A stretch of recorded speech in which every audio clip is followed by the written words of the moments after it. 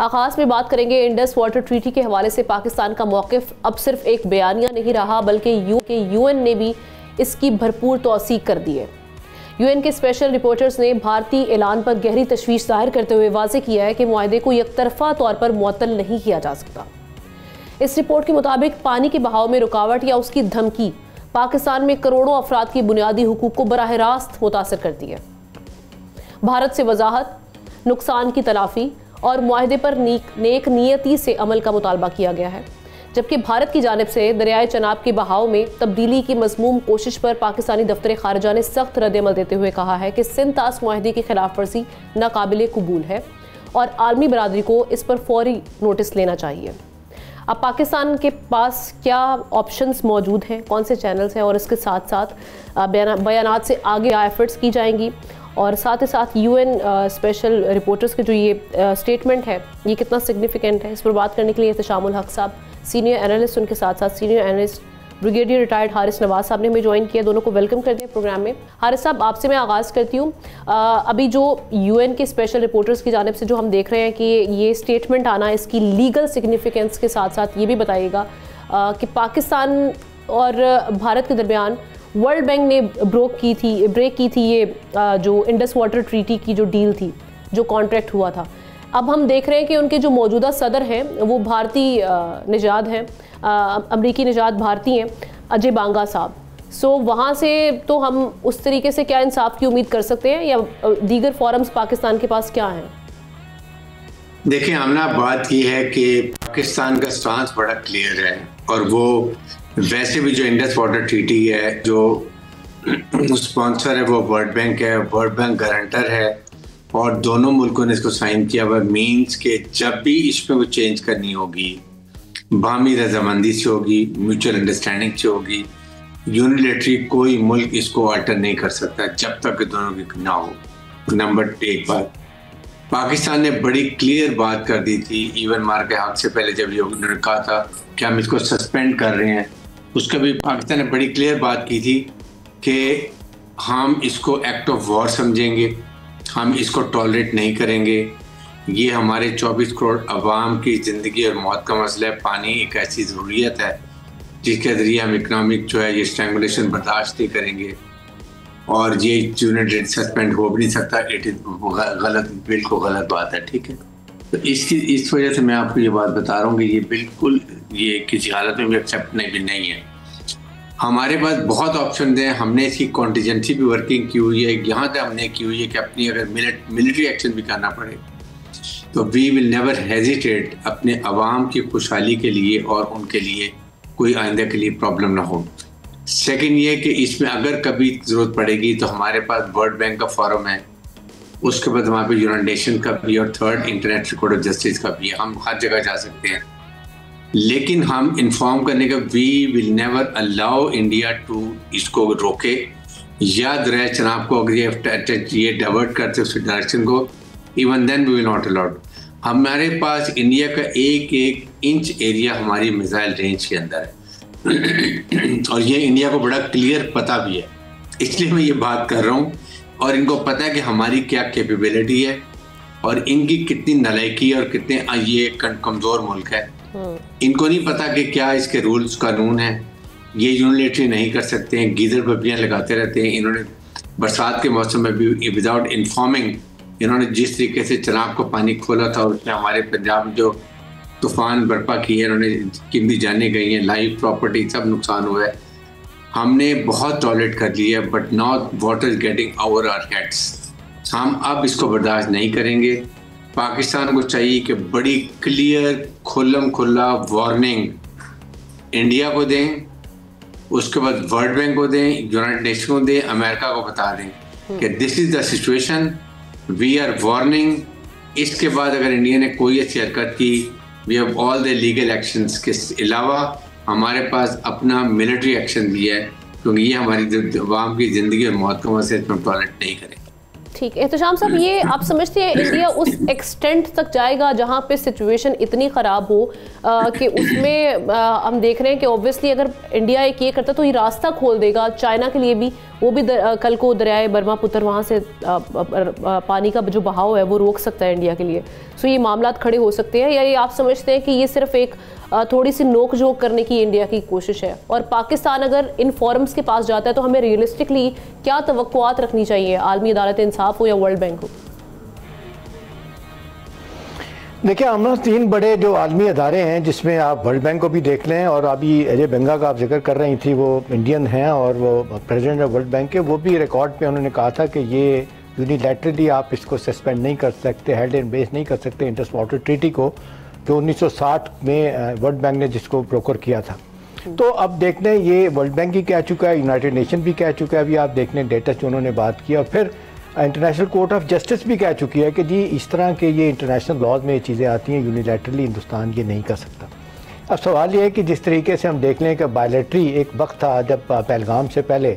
सूरत हाल बिल्कुल डिफरेंट थी, सफारती तौर पे हिंदुस्तान को कुछ एज हासिल था, अब वो बुरे तरीके से ख़राब हो गया, अब कोई दुनिया मानने के लिए तैयार नहीं है। लेकिन आपने देखा है अरसे से पाकिस्तान भी जिस अंदाज से परसू तो कर रहा था, सारे आलमी अदारों में जाके सब जगहों में बात कर रहा था कि जी सस्पेंड की गई है जो ट्रीटी, इसको ठीक कराया जाए, लेकिन हिंदुस्तान कोई बात नहीं कर रहा था। अब दोबारा जिस पर आप देखना, पिछले हफ्ते मतलब 58,000 क्यूसेक पानी को छोड़ देना दरियाए चनाब में, और जिस तरह हमारी गंदम को फसल को नुकसान पहुँचाने का प्लान किया गया था, अब जाहिर सी बात है इसको पाकिस्तान ने टेकअप किया हुआ है, लेकिन मेरा ख्याल है इसको और सीरियसली टेकअप करने की ज़रूरत है, ना सिर्फ यूनाइटेड नेशन में, अमेरिका, रशिया, चाइना और बाकी जो ममालिक हैं उनके ज़रिए भी ये बात हिंदुस्तान तक पहुंचनी चाहिए कि इस तरह के फ़ैसले जो है ना वो कतई तौर पे वो ठीक नहीं है। लेकिन हम ना देखें, एक तो ये सूरत हाल है जो हमें हिंदुस्तान के कॉन्टेक्स्ट में देखनी पड़ रही है। अब लोग बहुत सारे तवक्को कर रहे हैं, मैंने 1-2 दफ़ा सुना है चाइना के इंडिपेंडेंट एक्सपर्ट जो हमेशा चाइना की बात कर रहे होते हैं, उनकी लाइन ले रहे होते हैं, उन्होंने बड़ा वाज़ेह तौर पे इशारा दिया हुआ है कि जी क्योंकि जहाज़ अपर रिपेरियन कंट्री चाइना है, फिर हिंदुस्तान है, फिर पाकिस्तान है, तो इस तरह तो चाइना जो भी काम कर सकता है, जो दरिया सारे ऊपर से आते हैं तिब्बत से, तो वो भी हम बंद कर सकते हैं। लेकिन बात ये आमना कि देखें ये बहस तो अपनी जगह है, हमारे यहाँ डैम क्यों नहीं बन रहे थे। अब देखें 23,000 डैम हिंदुस्तान अपना चाइना बना चुका है, जिसमें 3 गॉर्जियस डैम भी है, 100 से ज़्यादा हिंदुस्तान डैम बना चुका है, हमारे दरियाओं पर वो डैम बना रहे हैं। और जी हाँ, और इसमें मैं तो ये बार बार कहता हूँ कि इंडस वाटर चेयरमैन जो थे पाकिस्तान के जमात अली शाह, वो उन्होंने बड़ा पाकिस्तान के साथ खिलवाड़ किया था। अब बहुत सारी इतलात खबरें ये भी हैं कि हिंदुस्तान नवाब तो कनाडा भाग गए, वहाँ से कभी कभी अपीयर होते हैं टेलीविजन पे कहा जाता है कि हिंदुस्तान ने उनको रीच आउट किया था, रिश्वत दी थी, क्या किया था। बहुत से हवालों से उन्होंने खामोशी के साथ कुछ चीज़ें ऐसी की थी जिसको हुकूमत पाकिस्तान को पता नहीं चला, जो हिंदुस्तान अब लेके तो वर्ल्ड बैंक में जाता है जी ये चीज़ें तो हमने एग्री करवा ली थी जमात अली शाह से, जिसमें हम देख रहे हैं कि 2-3 डैम हमने बनाने हैं या बना रहे हैं, वो तो पहले से तय हो चुकी थी। कि बहरहाल अब बात यह है कि अब अच्छी बात यह है कि इंटरनेशनल ओपिनियन जो है ना वो बड़ी तेज़ी के साथ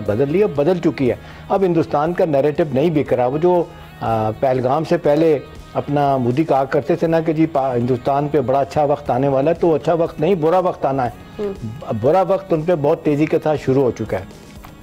अब सवाल ये है कि इसका क्या फ़ायदा होगा। लेकिन अब इंटरवेंशन तो पाकिस्तान जिस हद तक चाहता है, यूनाइटेड नेशन भी करता है, वर्ल्ड बैंक भी कह देता है, लेकिन जिस तरीके से इफेक्टिवली इसको रोकने की ज़रूरत है वो शायद मुमकिन नहीं है। इसलिए तो शाहगडार साहब हमारे deputy prime minister foreign minister कह चुके हैं कि पानी को हथियार के तौर पे इस्तेमाल करना ये ठीक नहीं है, और ये रेड लाइन है पानी पाकिस्तान के लिए, और अगर इसको रोका गया तो हम दूसरे ऑप्शन पे भी गौर करेंगे। तो मेरा ख्याल है ये इनडायरेक्टली तो मेरी तरह तो यह पाकिस्तान उनको कह चुका है, हिंदुस्तान को बता चुका है कि जी आप जो डैम बना रहे हैं और ये जिससे पानी हमारा रुकता है, हमारे जो 3 डैम है उनके ऊपर इंडस और झेलम इनके ऊपर बनाएंगे रावी पे, तो फिर हम आपके लिए मुश्किलात पैदा करेंगे और बॉम्ब भी कर देंगे। कोई स्टेज ऐसी आती है। पहलगाम के बाद तो हिंदुस्तान के लिखने वाले बोलने वाले ये कह रहे हैं कि पाकिस्तान को हल्का ना लें, पाकिस्तान के मफादात पे जब भी ज़रूरत पड़ेगी पाकिस्तान रिएक्ट करेगा, बड़े स्ट्रांगली रिएक्ट करेगा, और इन हालात में रिएक्ट करेगा जब इंटरनेशनल ओपिनियन हिंदुस्तान के ख़िलाफ़ और पाकिस्तान के हक़ में हो चुकी है। अभी तो आप देख लें, अब तैयारों की बात हो रही है, गिराने की बात, तो हर अदारा जो है ना वो कह चुका है, जो दिफा का अदारा दुनिया का, ये जहाज़ गिराए गए थे, सारी चीज़ें। अब तो एक लेटेस्ट जो जिस अदारे ने तहकीक करके बताया उन्होंने तो बाकायदा जिसको कहते हैं जहाज़ों के नंबर भी सब कुछ बता दिए थे। देखिए हम ना इस वक्त जो मेरा ख्याल है हमें इसको सीरियसली परसू करने की ज़रूरत है, अपने दोस्तों के ज़रिए इस मामले को और तेज़ी के साथ उठाने की ज़रूरत है। और वर्ल्ड बैंक जो है ना वो इस हवाले से मैं माज़रत के साथ कहूँगा कि कई तरीके से हिंदुस्तान की भी साइड लेता है, खुल के नहीं कर रहा होता। अब चाहिए कि अब क्योंकि हिंदुस्तान दबाव में है, अब वर्ल्ड बैंक को भी चाहिए और हमें बार बार उनके पास जाना चाहिए और यूनाइटेड नेशन के पास जाना चाहिए कि जी ये जिस तरह की हरकतें हिंदुस्तान की तरफ से हो रही हैं, पाकिस्तान को पानी बंद करना और एक इंटरनेशनल ट्रीटी को इतने मुद्दत तक आप देख लें सस्पेंड किए रखना, ये किसी तरह ठीक नहीं है। अब दावा तो उन्होंने बड़ा किया था कि पानी बंद करेंगे और मोदी ने कहा था जहाँ खून बहेगा वहाँ पानी नहीं बहेगा, और लेकिन जिस तरीके से इफेक्टिवली पानी बंद करने की कोशिश है, एक तो लोग कहते हैं हम ना उनकी कैपेसिटी नहीं है, अगर करना भी चाहें तो बड़ा 3-4 साल लगेंगे, रिजर्वायर नए बनाने पड़ेंगे पानी रोकने के लिए, वो नहीं कर सकते, लेकिन थ्रेट के तौर पे कर रहे हैं। हेल्ड इंटरवेंस का मतलब ये है कि उन्होंने दुनिया को बताया हुआ है कि ये हम कर सकते हैं, लेकिन मेरा ख्याल है इसका रिएक्शन जितनी तेज़ी के साथ आ रहा है, वो पाकिस्तान जिस तरह आलमी अदारों में इस मामले को उठा रहा है और तेज़ी के साथ उठाने की ज़रूरत है ताकि हिंदुस्तान बैकफुट पे जाए और वो इस तरह की हरकतें ना करे जो पाकिस्तान की एग्रीकल्चर के लिए, पाकिस्तान के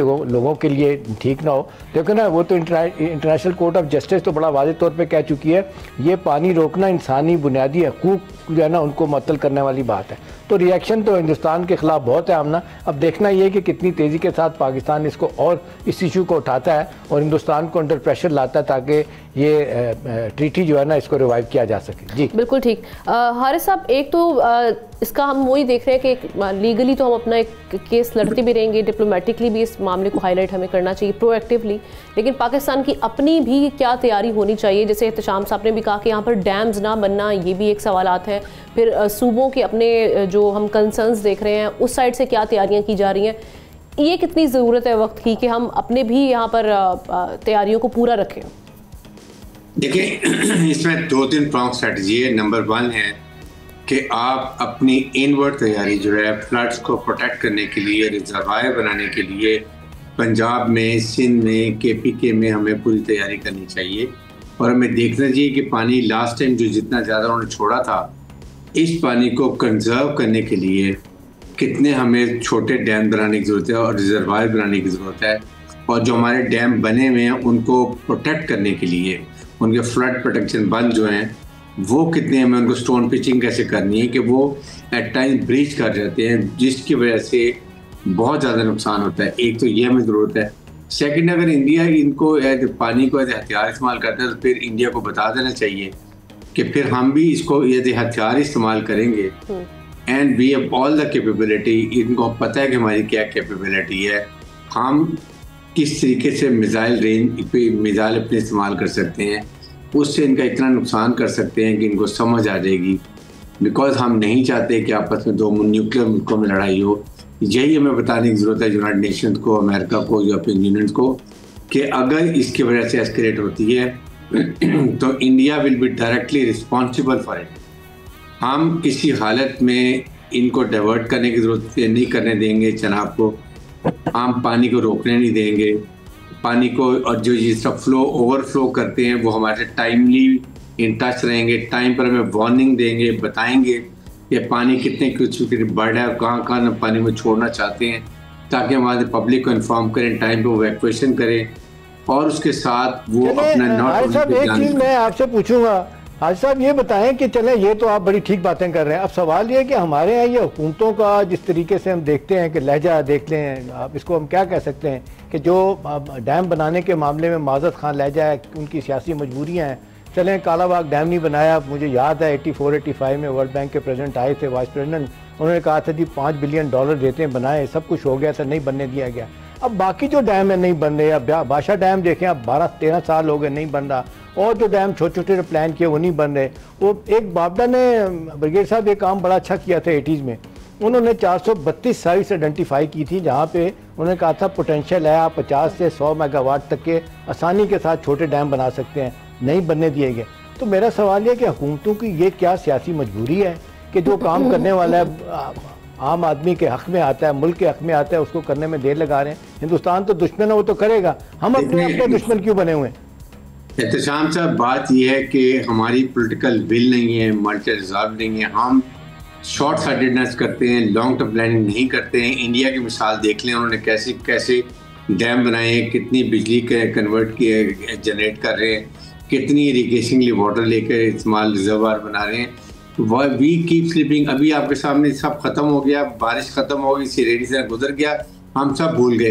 क्या पंजाब में मैंने आज कोई सुना कि नए रिजर्वायर बनने शुरू हो गए हैं? क्या हमने ये देखा कि बहुत बड़े बंद जो है उनको स्टोन पिचिंग की जा रही है, प्रोटेक्शन की जा रही है, लोगों के इवैक्यूएशन की कोई स्कीम बन गई है, किस वक्त वार्निंग सिस्टम क्या किए गए हैं, इंडिया से दोबारा भी कोऑर्डिनेशन हुई है, इंडिया कोऑर्डिनेशन नहीं कर रहा तो क्या हमने वर्ल्ड बैंक को अप्रोच किया या किसी नेबरिंग मुल्क को डाला कि जी हमें फ्लड वार्निंग चाहिए, वो नहीं की है, सब भूल गए। हर एक अपनी दुकान जमका रहा है, यही KPK में है, यही सिंध में है, सब खत्म हो जाएगा। जब एक वक्त शुरू होगा वही बेचारे गरीब लोग, वही उनकी फसलें, वही उनका माल, वही मवेशी, वही उसी तरह नुकसान होगा, फिर शोर हो जाएगा, अगले साल करेंगे। So this is the time expert बुला ले बाहर से जो आपको गाइड करें कि आपने किस तरीके से कहाँ पर आपने डैम बनाने हैं। ये जो आप इस वक्त पानी कुछ साली आती है आपकी फरवरी से लेके और अप्रैल तक की, ये आपको पता है कि पानी रिवर बेड के अंदर इतना पानी नीचे मीठा है कि आप मिलियंस ऑफ एकर्स को पानी को इरिगेट कर सकते हैं अगर वहां से आप पानी ट्यूबवेल के तौर पे निकाल लें। नोबडी खुश, फसलें तबाह हो रही हैं, खुश साली हो रही है, कोई परवाह नहीं है। बिल्कुल जी, आगे जो हालात बनेंगे उस पर फिर ये भी सवाल उठेंगे मौजूदा हुकूमत पे या गुज़श्ता हुकूमतों पे इन्होंने खुद क्या तैयारियां की थी अपनी साइड पे। Thank you so much Haris साहब, आप इस पर मौजूद थे हमारे साथ बात करने के लिए।